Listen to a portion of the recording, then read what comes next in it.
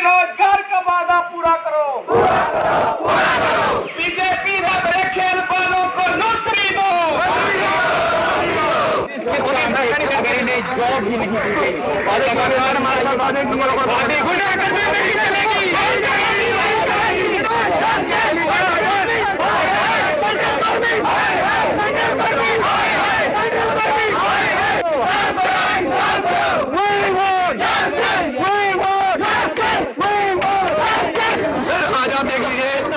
आज हमने अपनी डिग्री चला दी है, 10 मेडल से हमने चला दी है, क्योंकि सर अब हम जूते पॉलिश करने पे आ चुके हैं, सब्जी बेचने पे आ चुके हैं। हमारा ये मेडल्स और ये हमारे सर्टिफिकेट हमारे किसी काम के नहीं।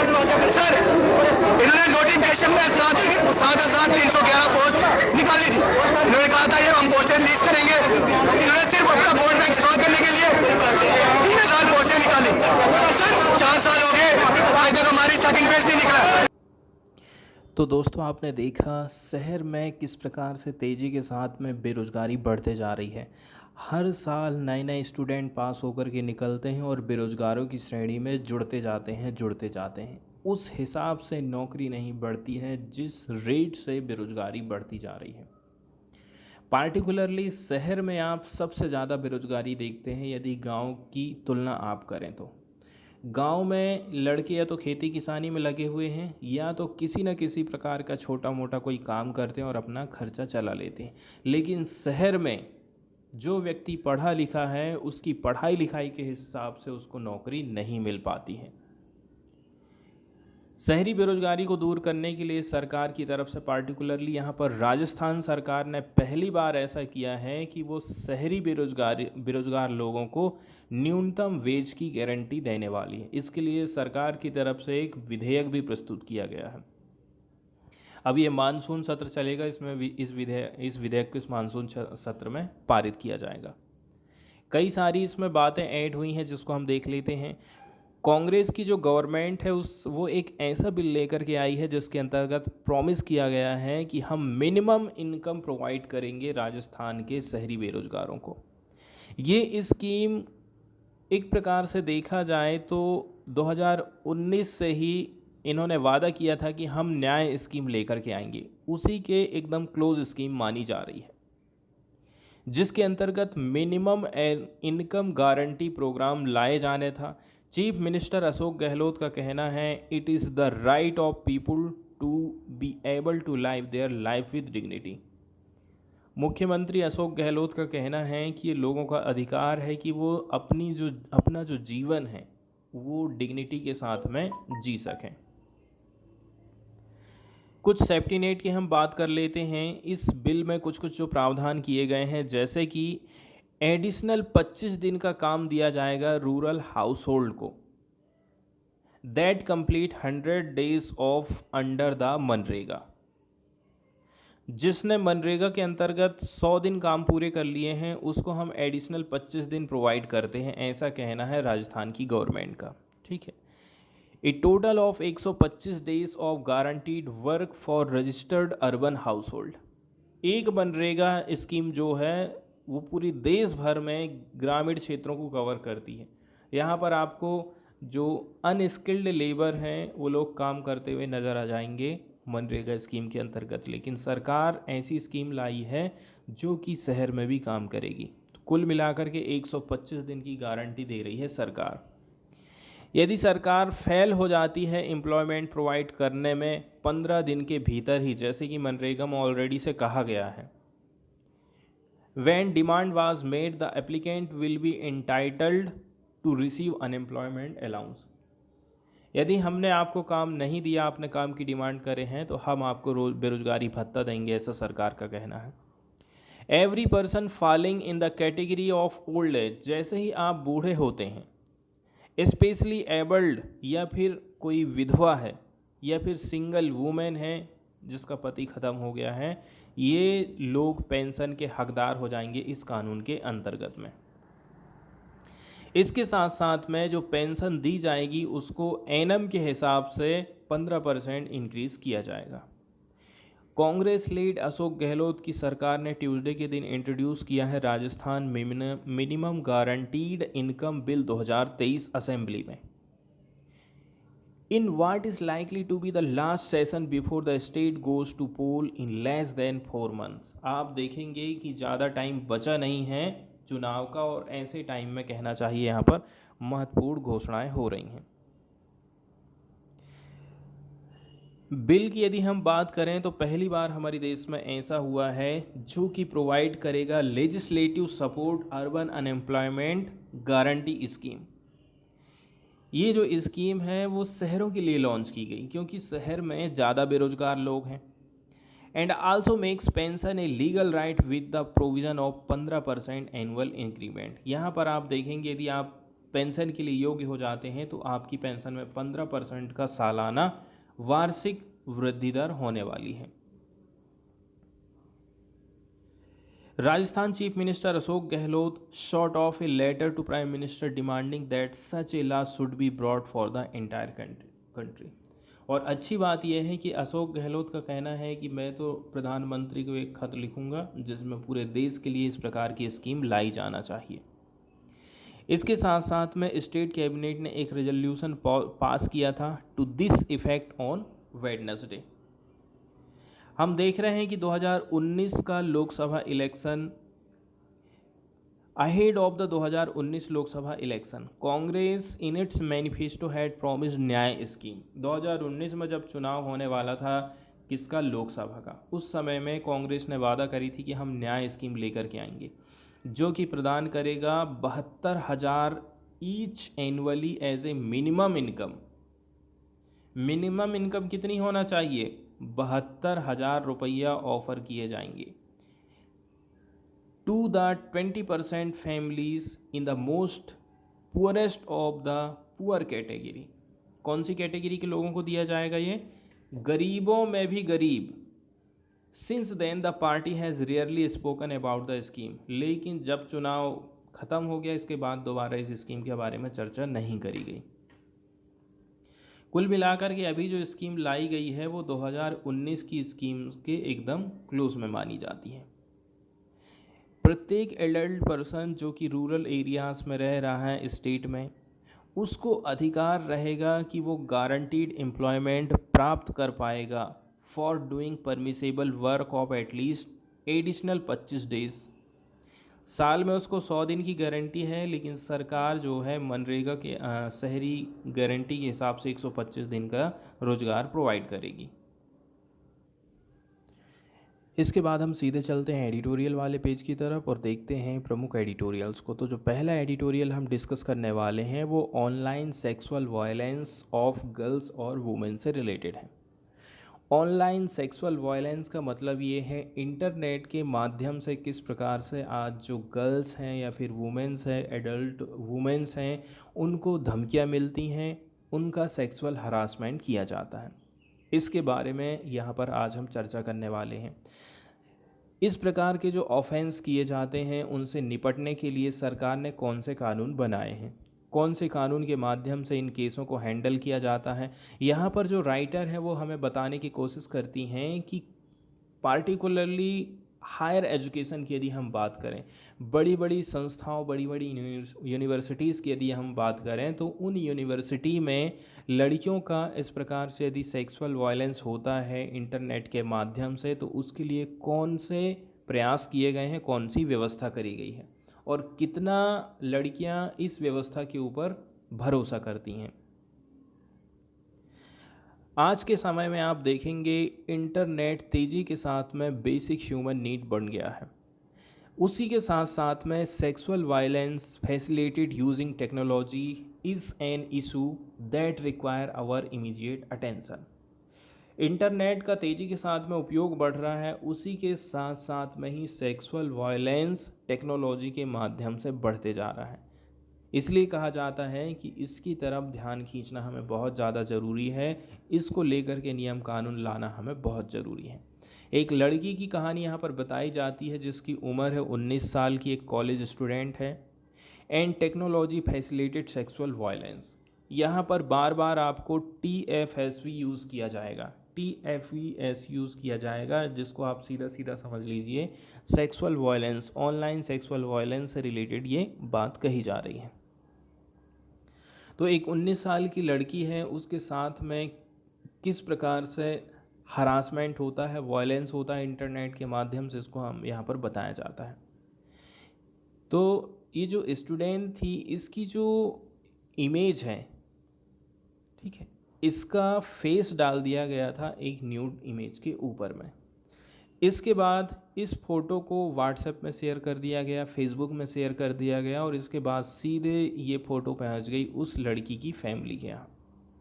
अब जाहिर सी बात है, घर तक यदि बात पहुंच रही है तो लड़की के साथ में क्या गुजरेगा, क्या क्या चीज़ उसको फेस करना है, ये वो अच्छी तरह से जानती।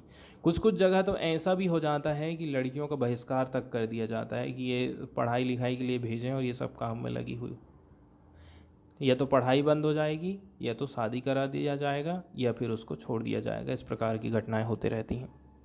तो ये जो काम किया था उसका पहले वाला कोई बॉयफ्रेंड किया था। उसने पेस्ट किया था उसके फेस को एक naked bodies of other women, ठीक है, कोई एक फोटो रही होगी उसमें उसके चेहरे को उसने पेस्ट कर दिया था। तो और ऐसा लगने लगा कि ये लड़की वास्तव में अनुष्का है।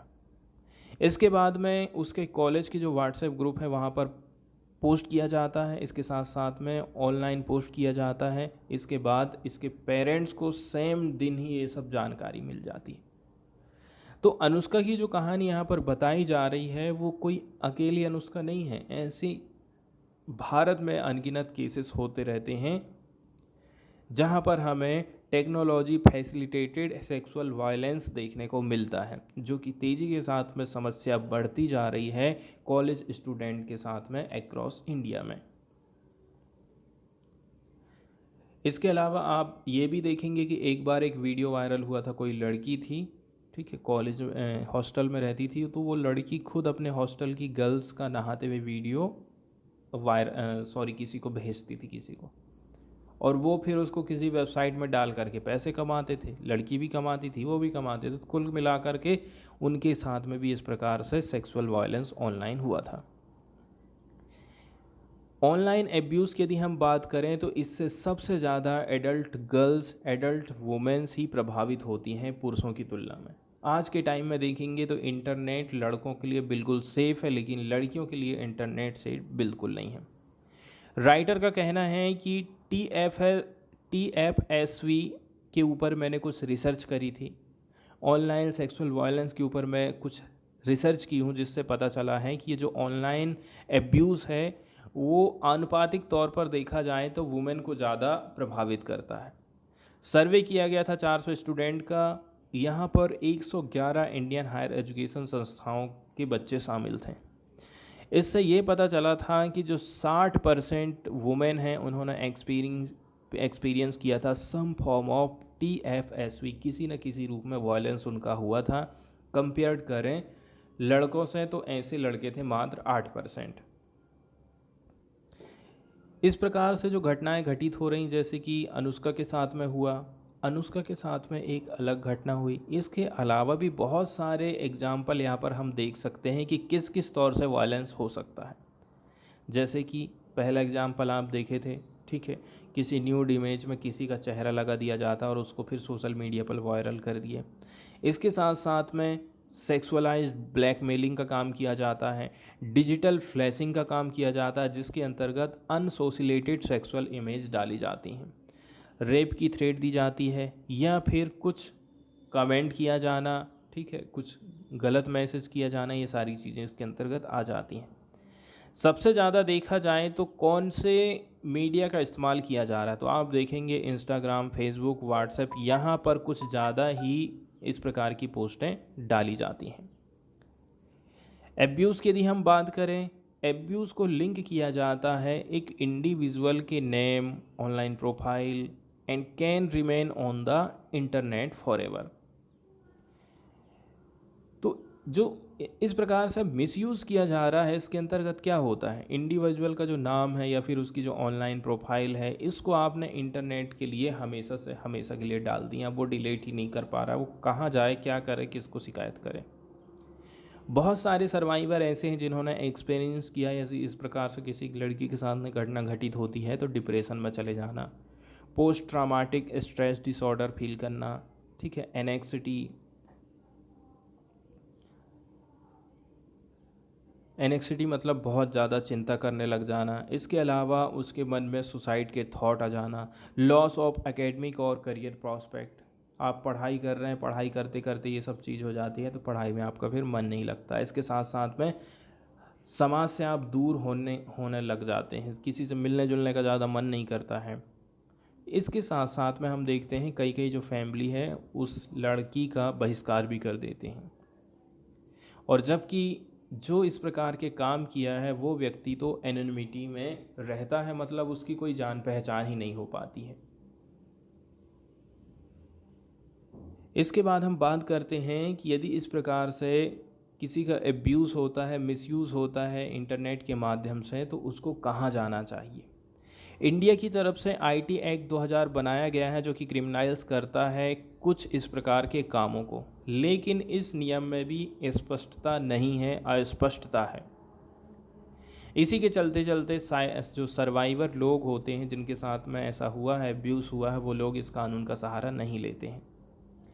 चूँकि देखा जाए ना तो इस कानून में कुछ सेफ्टी इम्प्रूवमेंट हमको देखने को मिले हैं, लेकिन कुछ टेक्नोलॉजी जाइंट जैसे कि Meta are unmotivated to overhaul their safety feature. लेकिन फेसबुक जैसे जो जाइंट हैं वो अपने सेफ्टी फीचर को ओवरहाल नहीं कर रहे हैं, भले ही इंडिया ने नियम कानून के हिसाब से काम कर दिया है। उसका रीज़न बताया जाता है कि फेसबुक का इस्तेमाल करने वाले इंडिया में बहुत सारे लोग हैं। India has the most Facebook user in the world, yet Meta has not optimize its platform for Indian context. उसने भारत के हिसाब से अपने प्लेटफार्म को नहीं बदला है। नहीं बदलने का एक ही रीज़न ये है, एग्जाम्पल का यदि तौर पे बात करें, फेसबुक ने अपने सिस्टम में जो सेफ्टी का सिस्टम लगा के रखा है वो इंग्लिश भाषा का सपोर्ट करता है, और जबकि हमारे यहाँ पर गाली गलौज जो चलती है वो हिंदी में चलती है। इस कारण से भी जो है इस प्रकार के जो एब्यूसेस हैं उसको फेसबुक नहीं रोक पाता है।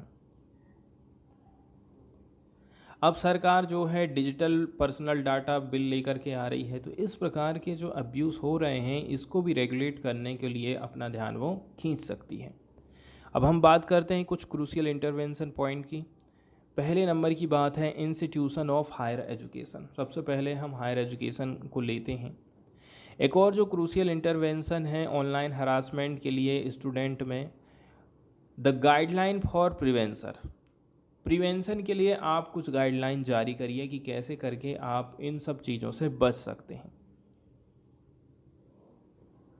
इसके बाद जो हायर एजुकेशन है must have internal complaints committee. हर हायर एजुकेशन संस्थान को, स्कूल कॉलेज यूनिवर्सिटी को एक कमेटी बनाना चाहिए, इंटरनल कंप्लेंट कमेटी बनाना चाहिए, जो कि इस प्रकार के इंसिडेंट को इन्वेस्टिगेट करेगी, सेक्सुअल हरासमेंट से रिलेटेड हैं। But many institution struggle to form, train, manage this committee. लेकिन बहुत सारी संस्थाएं ऐसी हैं जो कि इस प्रकार की कमेटियों का गठन नहीं कर पाई हैं, ना ही वो ट्रेनिंग दे पा रही हैं यहाँ के वर्कर लोगों को, और ना ही इनको मैनेज कर पा रही हैं। यदि कहीं पर किसी स्टूडेंट को गिल्टी पाया जाता है, सेक्सुअल हरासमेंट कोई लड़का कर रहा है ऐसा पता चला, तो यहाँ पर कोई गारंटी नहीं है कि जो हायर अथॉरिटीज़ है वो उनको अकाउंटेबल ठहराएगा। और यहाँ पर कोई सरप्राइज वाली बात नहीं होना चाहिए। Student reported low awareness and utilization of ICs in their institution. इसी कारण तो सब हम ये देखते हैं कि बहुत सारे जो बच्चे हैं इस प्रकार की संस्थाओं की तरफ, इस प्रकार की कमेटी की तरफ में कभी रुख नहीं करते हैं।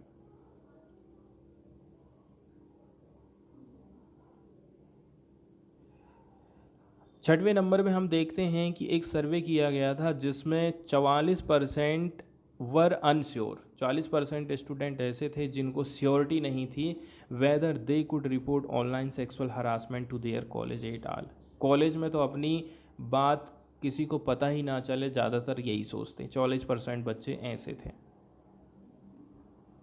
यहाँ तक कि कोई ऐसा सिंगल सर्वाइवर भी नहीं था जो कि चूज़ करेगा फॉर्मली रिपोर्ट द इंसिडेंट, जो कि फॉर्मल तरीके से अपने इंसिडेंट को बताएगा। तो student were clear about how to address TFSV at their institution. Student को सबसे पहले तो ये क्लियर करना है कि कैसे करके हम इस प्रकार का जो वायलेंस है उसको रोक सकते हैं, ऑनलाइन एब्यूज़ को रोक सकते हैं। पहले नंबर की बात ये है, वो चाहते हैं कि उनका जो स्कूल है वो प्रोवाइड करें anonymous helpline and reporting option. मैं अपना नाम एड्रेस कुछ नहीं बताऊंगा, मैं अपना नाम एड्रेस कुछ नहीं बताऊंगा और मैं अपनी समस्या बताऊंगा। स्टूडेंट लोग ये चाहते हैं। इसके साथ साथ में चाहते हैं कि हम इस प्रकार से जो मानसिक तनाव को फेस कर रहे हैं कि इस तनाव को कम करने वाला कोई होता या फिर इसकी कोई काउंसलिंग की व्यवस्था होती। Grass root solution like hosting workshop, इसके लिए किसी प्रकार का वर्कशॉप का आयोजन किया जाए ताकि हम कुछ सीख सकें। सेफ्टी की ट्रेनिंग दी जाना चाहिए। इसके साथ साथ में डिस्कशन आयोजित होने चाहिए। Designating student organization to lead response effort. Legal regulation already mandate at IHEs conduct gender sensitization program. इसके अलावा कुछ कानूनी रेगुलेशन भी हैं इस प्रकार की संस्थाओं में कि आप जो है जेंडर सेंसिटाइजेशन प्रोग्राम कंडक्ट कराइए ताकि स्टूडेंट लोगों को उनके समुदाय में आप एम्पावर कर सकें, उनको मजबूती प्रोवाइड कर सकें। इसके साथ साथ में यहाँ पर जो मिसिंग पीस है वो ये है कि फंड इसमें सबसे ज़्यादा महत्वपूर्ण हो जाता है। इस प्रकार के काम करने के लिए फ़ंड की ज़रूरत पड़ती है। सोशल इम्पैक्ट की यदि हम बात करें, समाज में क्या असर पड़ सकता है, तो राइटर का कहना है कि मैंने ये पाया केवल 22% of women served felt safe. Online आप इतना ज़्यादा फेसबुक व्हाट्सएप का इस्तेमाल कर रहे हैं तो 22% लड़कियां कह रही हैं कि केवल 22% ही हम ऐसे हैं जो कि सेफ हैं। बाकी 73% जो लोग हैं वो मैन है जो कहते हैं कि नहीं हम लोग सेफ हैं।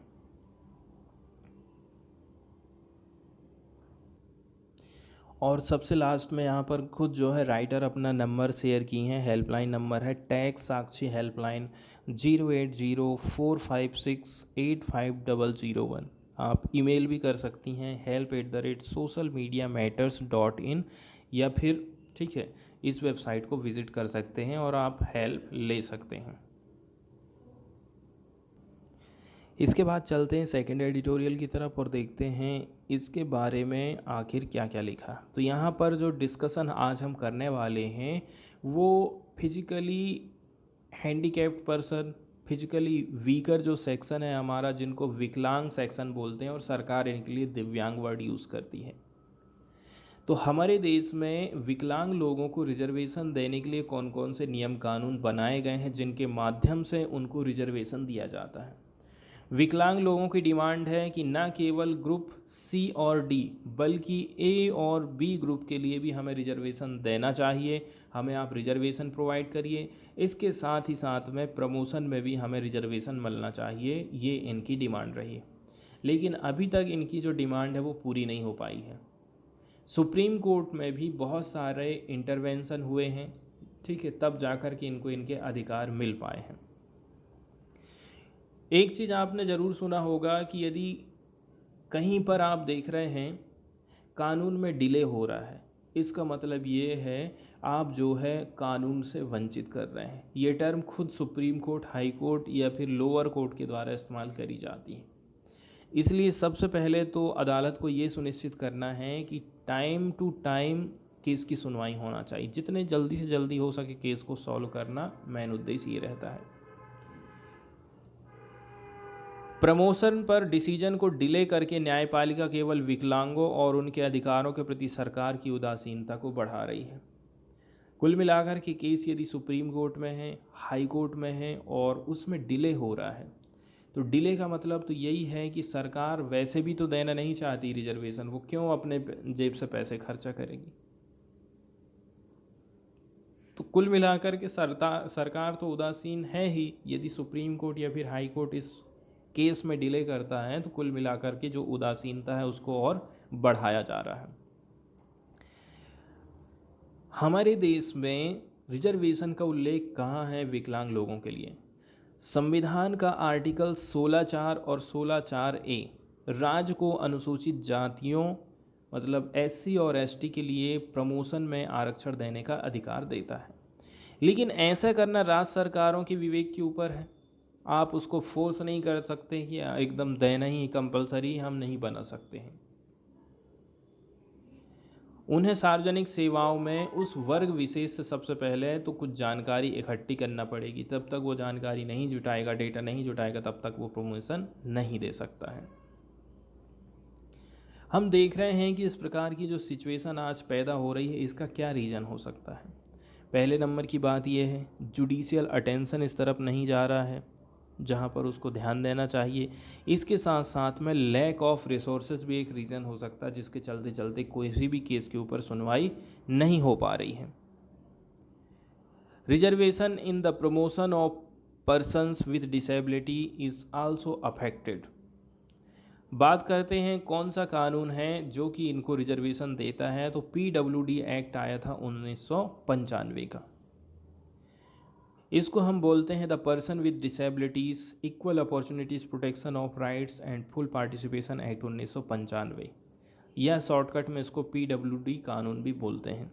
इसने पहली बार रिकॉग्नाइज़ किया था कि डिसेबल्ड पर्सन के भी कुछ अधिकार हैं, ठीक है, उनको हमें एम्प्लॉयमेंट प्रोवाइड करना चाहिए, ये उनका खुद का अधिकार है। And promoted in government job on equal basis with other, जैसे कि अदर लोगों को जॉब मिल रही ठीक उसी प्रकार से इनको भी जॉब पाने का अधिकार है। In order to ensure this it introduce 3% reservation for disabled in employment. जब कहीं भी नौकरी निकलेगी तो 3% जो सीटें हैं डिसेबल्ड पर्सन के लिए आरक्षित रहेंगी, ऐसी व्यवस्था 1995 के कानून से आई थी। सीट का जो रिजर्वेशन रहा था विकलांग लोगों के लिए, वो ग्रुप C और D के लिए हुआ करता था, ठीक है, जब PWD एक्ट नहीं आया था या फिर शुरू में आया था। जब आज के समय में ये जो कानून है वो एक्सटेंड हो गया है, इसने रिजर्वेशन को और बढ़ा दिया है। ग्रुप A और B वाले ग्रुप में भी अब रिजर्वेशन प्रोवाइड किया जाता है। In addition to this it also fix the percentage of reservation of seat at 3%। इसके साथ साथ में कोई कम ज़्यादा मत करो, 3% की जो सीट है उसको रिजर्व कर दो। यदि 100 पद निकले हैं तो 100 में से जो 3 पद हैं वो विकलांग लोगों के लिए आरक्षित रहेंगे। यहीं से जो है दरवाजे खुल जाते हैं डिसेबल्ड पीपुल के जॉब में एंट्री को लेकर के। अलग अलग गवर्नमेंट के सेक्टर में अलग अलग टाइप के विकलांग लोग हमको आज के टाइम में देखने को मिल जाएंगे।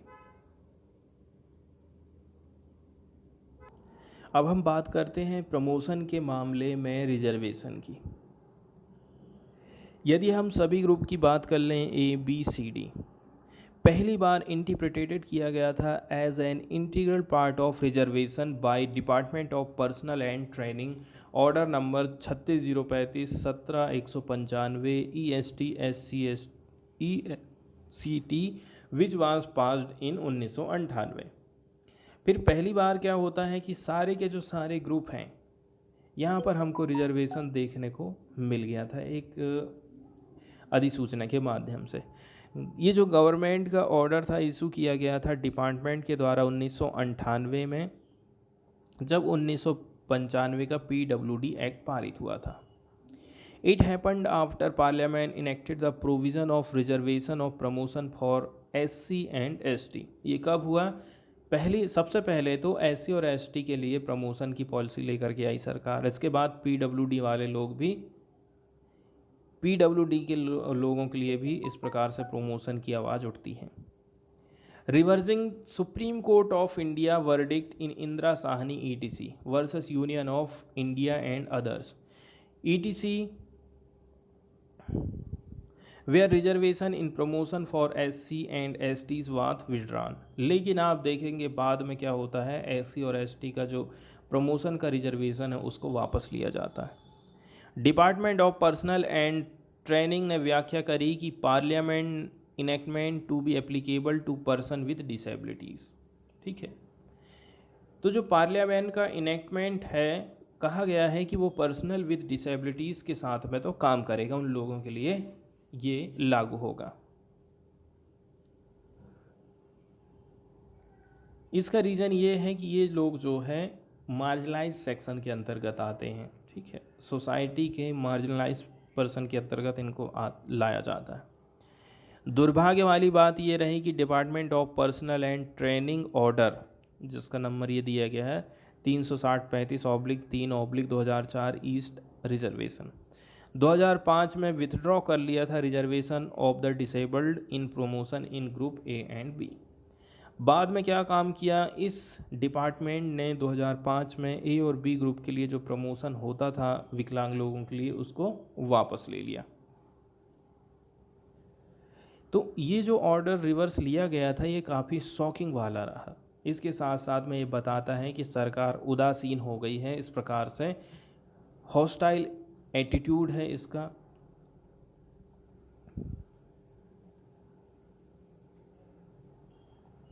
इसके बाद फिर से जो है काउंटर एक्शन लिए जाते हैं, कंटेम्प्ट फाइलिंग करी जाती है। मतलब सुप्रीम कोर्ट ने तो कह दिया था कि आप रिजर्वेशन दीजिए, आप कैसे रिजर्वेशन के लिए मना कर दे रहे हो, इस प्रकार से केस दायर किया गया था। केस नंबर 36-035-3/2004 ESTRS इसको फाइल किया गया था सुप्रीम कोर्ट ऑफ इंडिया में 2008 में, और ये काम किया था राजीव गुप्ता ने अगेंस्ट यूनियन ऑफ इंडिया। इसके बाद हम देखते हैं कि काफ़ी सारी विचार विमर्श होते हैं, चर्चा परिचर्चा होती रही फॉर अराउंड 8 ईयर्स। कितना साल लग गया? 8 साल लग गया। It was adjudicated to grant reservation in promotion for the disabled in group A and B which regrettably had been taken back by the department of personal and training. तो आप देखेंगे कि 8 साल इनको लड़ाई लड़ने के लिए लग गया प्रमोशन के लिए। फाइनल जजमेंट जो है 2016 में आया था, जिसके अंतर्गत ग्रांट किया जाता है रिजर्वेशन प्रमोशन में भी, ग्रुप ए और बी के लिए भी। लेकिन government of India did not make any effort to give any direction to implement the judgement. लेकिन फिर हम देख रहे हैं केंद्र सरकार अपने आप को फिर से पीछे हटा ली। कोई ना कोई तो गाइडलाइन जारी करना चाहिए था ना, जब सुप्रीम कोर्ट ने भी कह दिया है तो। इसके बाद 2017 में मिस्टर गुप्ता ने फाइल किया था case contempt of supreme court का। ठीक है, सुप्रीम कोर्ट की अवमानना का केस ठोकना चाहिए केंद्र सरकार के ऊपर, ऐसी याचिका दायर करी गई।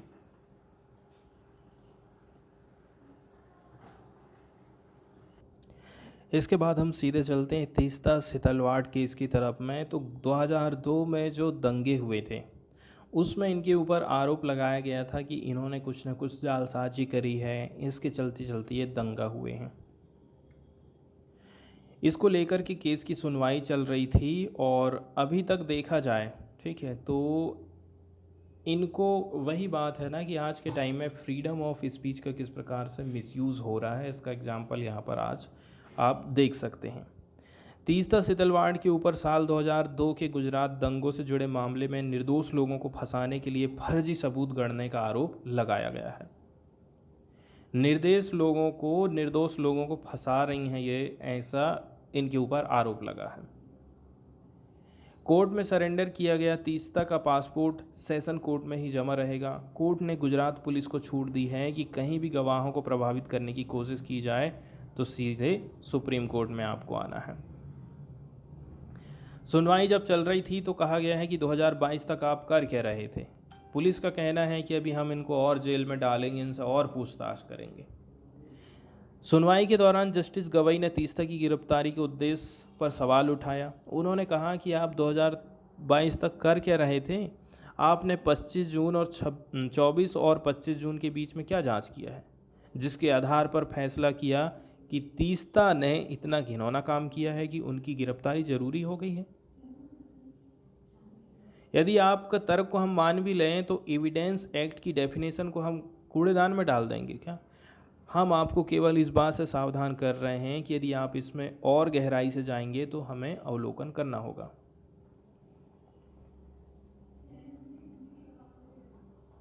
देखिए आप, इनका जो केस है कितना पुराना। पिछले साल 25 जून 2022 को इनको गिरफ्तार किया गया था।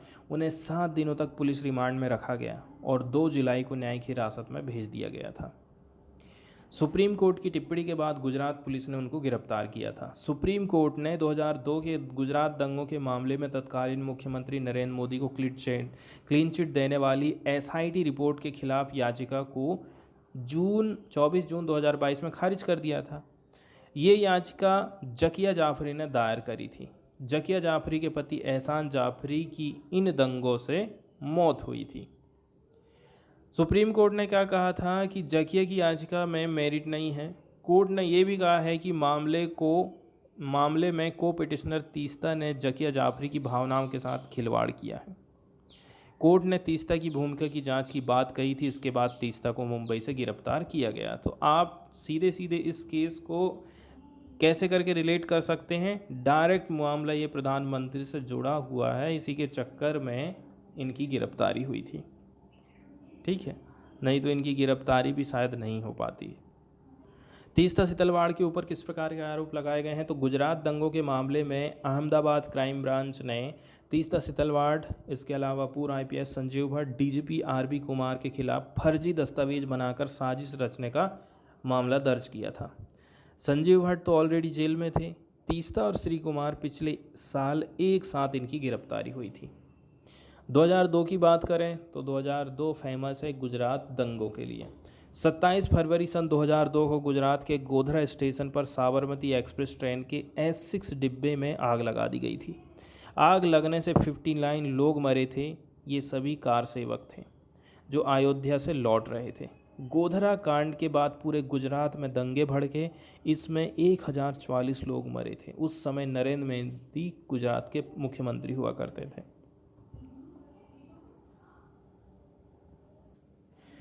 इसके बाद एक न्यूज़ डिस्कस करेंगे, ये यूनाइटेड नेशंस से रिलेटेड है। तो इंडिया की तरफ से सपोर्ट प्रोवाइड किया गया है यूनाइटेड नेशंस को ब्लैक सी इनिशिएटिव के लिए। इंडिया ने अपनी आवाज़ उठाई है और सपोर्ट प्रोवाइड किया है for UN's effort in continuing the Black Sea grand Initiative. India भी चाहता है कि जो ब्लैक सी ग्रैंड इनिशिएटिव है वो कंटी रहे and expressed hope for early resolution to impasse, और ये भी सोचा है कि जल्दी से जल्दी इसका कोई रेजोल्यूशन लेकर के आया जाए। रसिया ने मंडे के दिन क्या कहा था? It was terminating the implementation of Black Sea grand initiative, a UN broker deal that allowed food export and fertilizer from Ukraine amid the ongoing conflict with Russia। यहाँ नाम से ही स्पष्ट हो गया है कि ये जो इनिशिएटिव लॉन्च की गई थी, इस इनिशिएटिव के माध्यम से यूक्रेन से फर्टिलाइज़र एक्सपोर्ट हो पाएगी, फूड एक्सपोर्ट हो पाएगा, फूड की सप्लाई बनी रहेगी। तो ये सारी चीज़ें कब संभव हैं? जब ब्लैक सी में जो है शांति बनी रहे, ब्लैक सी पर कोई अपना अधिकार ना जताए।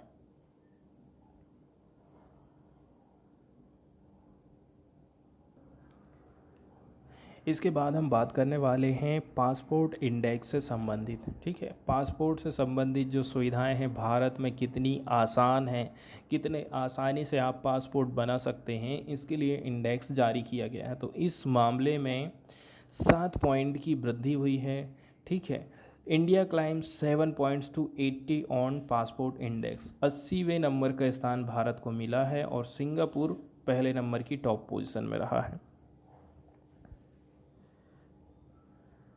यहाँ पर इंडिया की रैंकिंग देख सकते हैं, 2006 में 70 था, 2014 और 16 के दौरान में, 18 के दौरान में आप देखेंगे सबसे कम जो है पासपोर्ट जारी किए गए, लेकिन 2023 में इनकी जो संख्या है वो 80 पहुँची। मतलब इंडिया की जो रैंकिंग है वो 80 नंबर की पहुँची।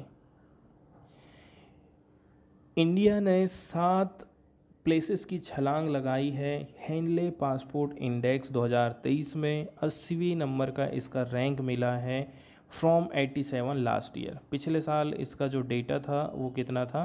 87 था। 87 से इस बार थोड़ा सा छलांग लगाया है तो 80 नंबर में पहुंच गया है India. Now the number of countries allowed visa-free access to Indian passport holders remains unchanged। वहीं यदि हम देखें ऐसी नंबर ऑफ कंट्रीज़ जो कि अलाउ करती हैं visa free access Indian passport holder को, वो अभी तक चेंज नहीं हुआ है।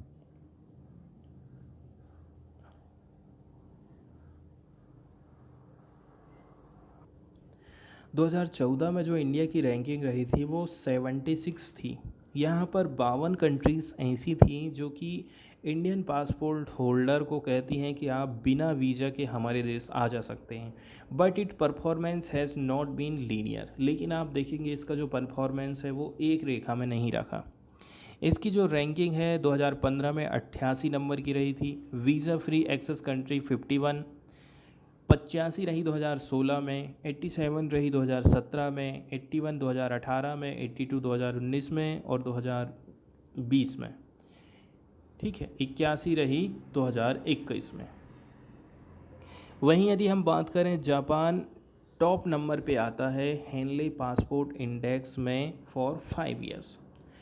इसमें 3 अंकों की हमें गिरावट देखने को मिली है और इसको रिप्लेस कर दिया है सिंगापुर ने, which is now officially the most powerful passport in the world. Singapore को किस कैटेगरी में रख रहे हैं आप? मोस्ट पावरफुल पासपोर्ट वाला देश पूरे दुनिया में कौन है? तो वो सिंगापुर है।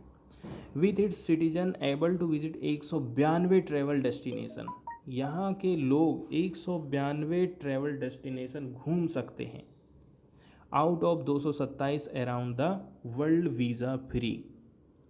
तो यहाँ पर आप देख सकते हैं पूरे देश में जितने भी देश हैं 227, यदि हम बात करें 227 में से 197 देश 192 कंट्री ऐसी हैं जहाँ पर यहाँ के लोग बिना वीज़ा के जा सकते हैं यदि इनके पास में पासपोर्ट है तो। फिर बात करें जर्मनी, इटली, स्पेन, इन्होंने ऑक्यूपाई किया है 2nd place. Alongside Japan 3rd position are Austria, Finland, France, Luxembourg, South Korea and Sweden. 3rd position में कौन कौन चला गया है? Austria, Finland, France, Luxembourg, South Korea, Sweden. United Kingdom 2 अंक की चढ़ावट के साथ में 4th प्लेस को ऑक्यूपाई किया है, जबकि जो यूएस है कंटिन्यू है अपने decade long slide down in the index. 2 places और भी एक गिर गया और 8वें नंबर में 8वें स्पॉट में है। यूनाइटेड किंगडम और US jointly held the 1st place on the index nearly 10 years ago इन 2014 में ही डेटा देखेंगे आप तो यूके और यूएस जो है टॉप पोजीशन में हुआ करते थे।